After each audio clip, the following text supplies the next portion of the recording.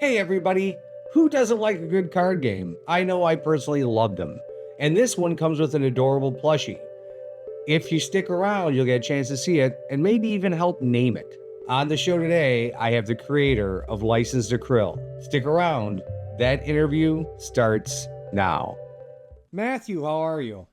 Great. Glad to be here. Thank you for coming on. We're here to talk about a game that the name is just fun to say, License to Krill. And it is a card game. Why don't you tell me all about it? So during COVID, there was a lot of us switching online forums and ways of dealing with interaction during that whole ordeal. And one guy mentioned on a forum that he was doing a board game class. And I thought, I already dabble with board game design, but I can always learn more. So joined his class, really nice class. And one of his things he did was he spun the wheel of mechanics, put a bunch of mechanics on a board, like a wheel of fortune, spun it. And then we were forced to, on the spot, create a board game based on those constraints, which was kind of fun. So I made a little note in my notebook and thought, oh, this License to Krill, maybe I'll do that one day. And then that day is today. So 2.5 years later, a bunch of work, blood, sweat, and tears. Got License to Krill live on Kickstarter right now. And it's a family weight game. Kind of the goal is kind of game that I would want to play with my kids. In fact, we play a lot. In fact, the first time I played with my kids, the game kind of paused in the middle when one of the cards came out. It's called the Cutest Krill. And on the artwork, it's a picture of a quite cute krill. And the game devolved into, Daddy, what do I have to do to get that card? It's too cute. I want it. It was pretty funny. And plus, the whale plushie is the game box. I also have him right here. And he swims around, and my youngest daughter, she started playing the game of, Daddy, what do I have to do to get that whale near me? Normally, you don't want the whale. It's not particularly good. So, and what was doubly funny for me was that she was sitting next to me. So the more she wanted the whale, the more it brought it to my neighborhood, and I wasn't too particular about it, but it was funny, and it was all in good fun. I love it. I mean, the Kickstarter information, which I'll have linked down below, teaches you all you need to know about the game. It doesn't look incredibly complex. It does look family friendly, and it looks like something you just literally pull out the plushie, sit down and play a game. Is there how many players is it set up for? 2 to 5. 2 to 5, so that's plenty. Yep. Originally, I was doing 6, and just thought 6 took too long to get around the board. 5 seemed to be the sweet spot. Plus, there is a mechanic where you can target a player indirectly with the whale. So there's a lineup of cards, and you pick the one that you think is best, but as an indirect way of choosing that card, you also choose the position of the whale, and it targets someone. And there's only a 1 in 3 chance that the target really hits anyway, so it doesn't usually feel like you're getting targeted. But the whale, he's got to eat. He's a big hungry boy, so he's going to eat a bunch of cards by the end of the game. But anyway, with a 5-player game, you can target anyone around the entire table. Once you get with 6, then it takes a little bit more difficulty to get the whale, to the other side. So I'm thinking in the future an expansion to really champion that player count. But for now, I wanted to make sure that it didn't overstep its welcome. So 2 to 5 really hit home with that. The expansion is going to have to stay in the James Bond theme. Something, yeah. Right now, Goldfisher or something. I don't know. Yeah. Oh, for sure. And on Facebook, we're voting for his name right now to come up with his official name. Yeah, he doesn't have an official name. I've been referring to him as Mr. Whale. So one of the suggestions is Wellington, beef Wellington. So that kind of Wellington, right? Wellington. Yeah, right. Exactly. So, I love it. So I love it's kind of in the James Bond. Right. So I mean, basically, you're trying to keep as many krill cards as you can before the whale goes by and eats them. Is that the key?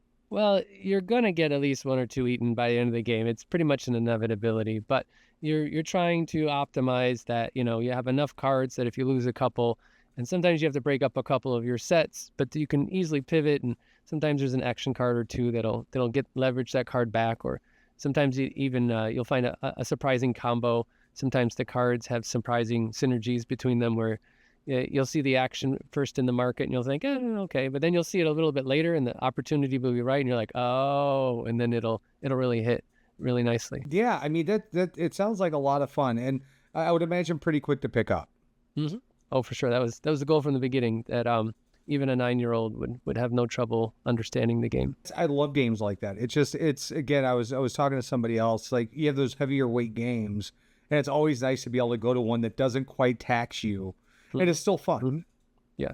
because the game doesn't weigh 25 pounds doesn't mean it's not going to be. Yeah, it only weighs about a pound. Yep. And again, cute carrying case too. The case is ultra portable. So for those times when the kids are on the road, like right now, they're on a road trip, easy to shove in the bag and pull it out later. And, you know, you don't have to worry about the cardboard getting dinged and whatnot. Oh yeah. You know, the storage, it's really easy add on to a journey. Absolutely. Well, and you know, again, when you have those big bulky game boxes, I know for me, those need to be pristine. If they get dinged up, I get pretty ticked off because normally they're very expensive games.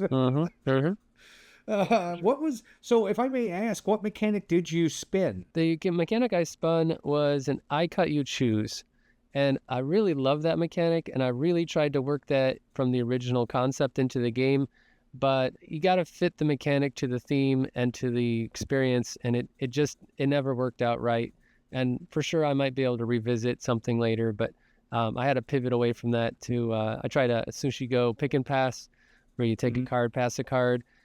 That wasn't hitting right. And then the system I've found that works best was this open draft where you don't have to worry about hidden information, cards in your hand. Everything is open on the table, which means if Junior next to you says, you know, Daddy, can you help me on my turn?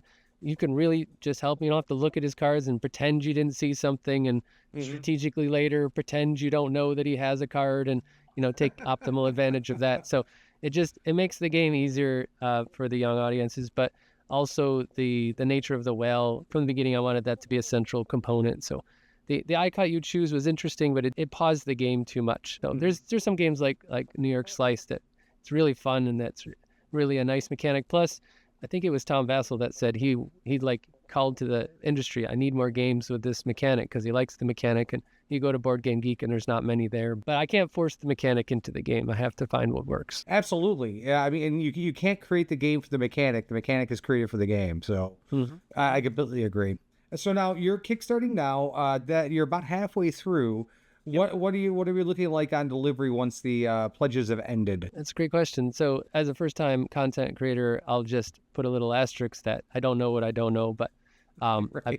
I've been planning this for years, so I've been trying my due diligence to investigate everything. Looking like direct ship from China is the way that I'm gonna do it, where all the units get packaged up and then shipped right out there worldwide.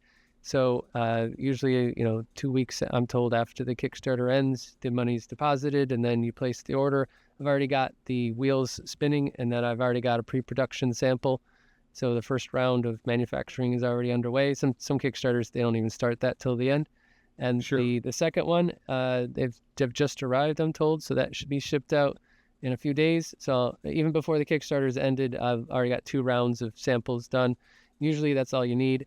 Then I send one off to the regulators to get my codes and compliance there for safety testing. It is technically a toy.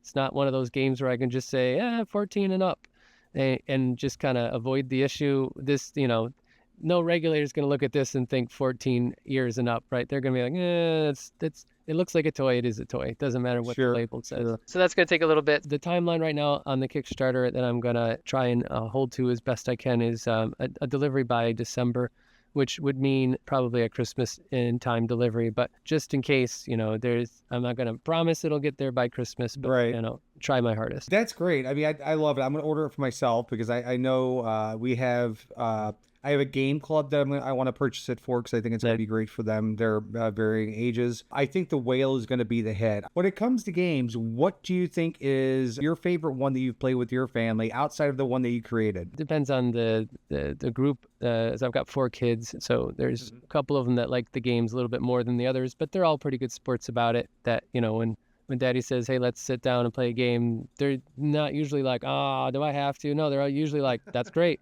And their go-to game right now is probably Bang, the card game.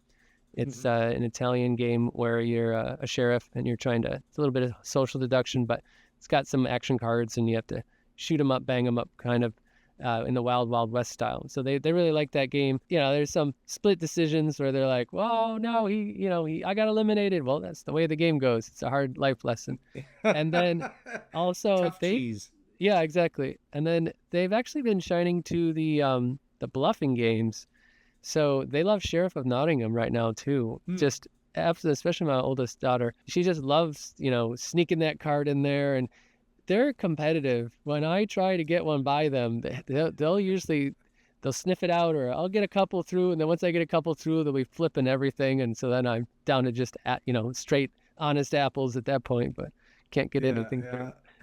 You gotta love. I love watching kids play games. We just recently taught my niece, and she's not really a kid anymore. She's 17, but we sat down and taught her how to play mahjong, which my husband and I very much enjoy, and we've picked it up over the years. And now everyone we know, I think, officially knows how to play mahjong. So people walk into a party, they can sit down and play it. But she loves that game, and she is devastatingly good at it.